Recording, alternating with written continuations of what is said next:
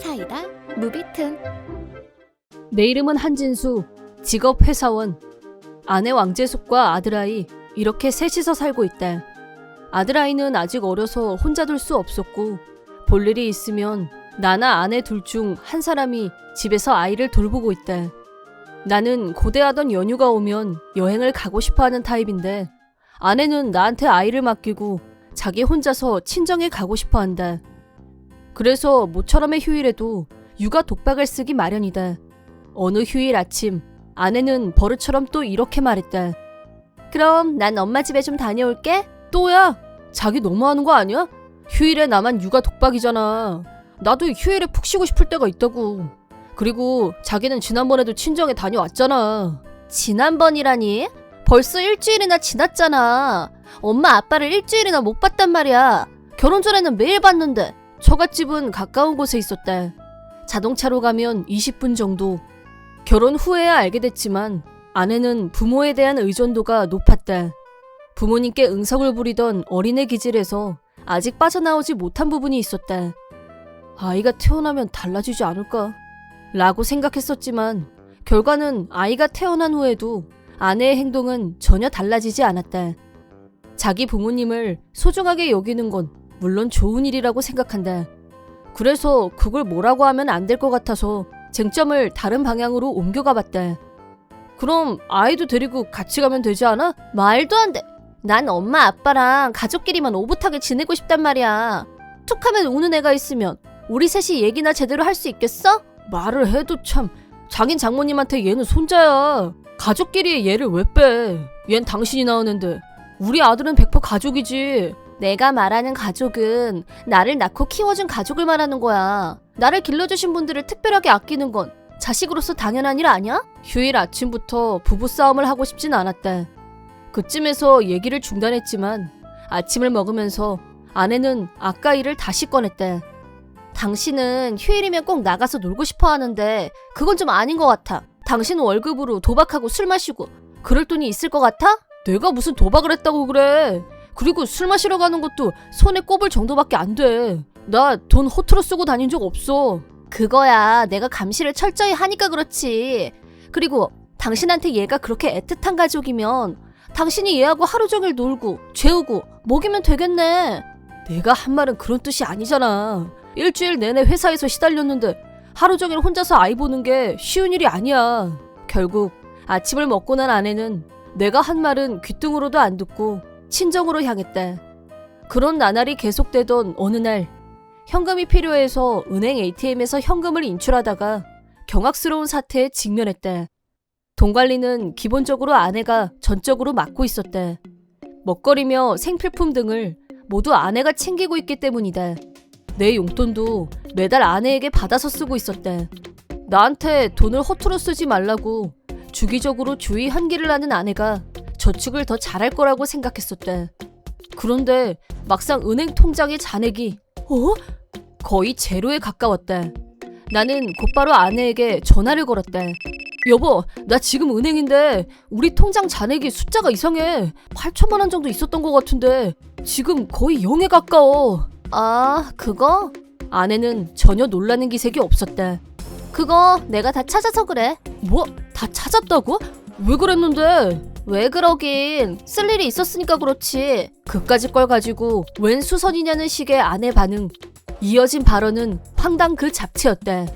마침 너무 괜찮은 아파트가 나와서 엄마 아빠한테 사드렸어. 완전 유명한 건축가가 설계한 집이래. 아내의 말을 더는 못 듣고 소리를 질렀다. 뭐?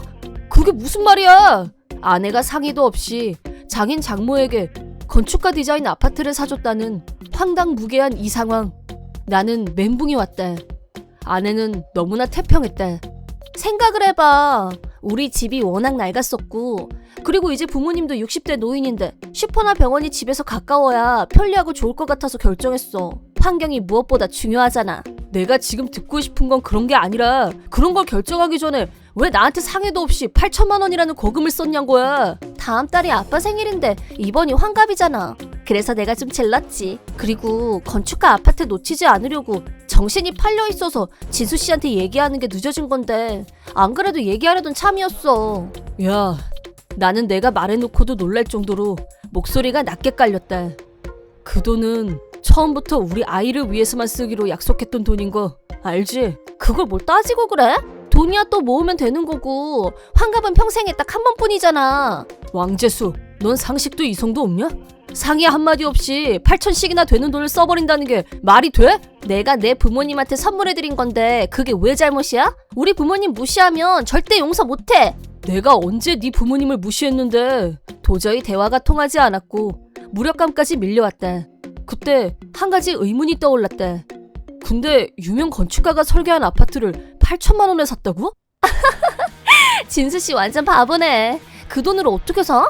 그럼 잔금은 어떻게 했어? 설마 너 대출 받았니? 당연하지. 내가 선물로 사드린 건데 아파트 대출금을 부모님한테 갚게 하면 그게 사드린 거야? 내 이름으로 대출 받았어. 너 진짜 그런데도 상의도 없이. 까도 나오는 아내의 충격적인 행태에 나는 전화로 더 이상 따질 기운마저 잃고 말았다. 집으로 돌아온 나는 아내와 다시 대화를 시도했다. 당연히 아내가 먼저 사과하고 변명하면서 설득하려고 들 줄 알았다. 하지만 아내 입에서 나온 발언은 완전히 내 예상을 뒤엎는 것이었다. 있잖아. 나랑 이혼 좀 해줘라. 뭐? 대체 얼마나 뻔뻔한 얼굴을 하고 8천만 원에 대해서 변명을 늘어놓으려나 했더니 정말 갑툭 튀었다. 나 엄마 아빠랑 같이 내 마음에 쏙 드는 그 아파트에서 살고 싶어. 너한테는 더 볼 일도 없고. 볼 일이 없어. 너 지금 한 말 진심이지? 당연하지. 그래, 알았어. 나를 화나게 하면 어떤 일이 벌어지는지 제대로 보여주마. 솔직히 아이를 생각해서 엄마가 없으면 너무 가여울 것 같아서 이혼까지는 감히 생각하지 못했었다. 하지만 이 지경까지 상식 없는 엄마한테 키워지는 게 이 아이의 장래에 더 큰 악영향을 끼칠 수 있다는 생각에 이혼을 결심했다.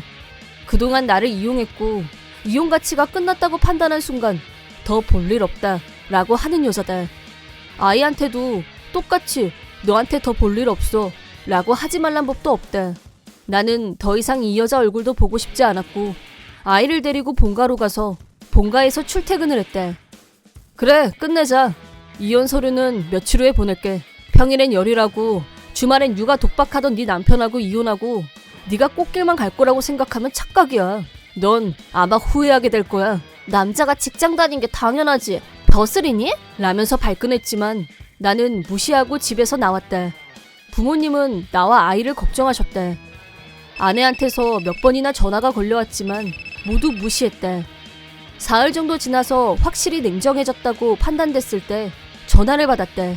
이제야 받았네. 대체 전화는 왜 그렇게 안 받는 건데? 지금 엄마 아빠가 얼마나 화가 났는지 알아? 그랬다. 왕재숙의 부모님은 딸이 이혼하는 것도 반대였고 멋대로 8천만 원이라는 돈을 쓴 것도 말도 안 된다며 노발대발했다고 한다. 내 변호 좀 해줘. 라면서 사정하는 전처에게 나는 자업자득이네 라고 대꾸했다. 엄마 아빠는 괴상하게 생긴 아파트에서 살고 싶지 않다고 하는 거 있지.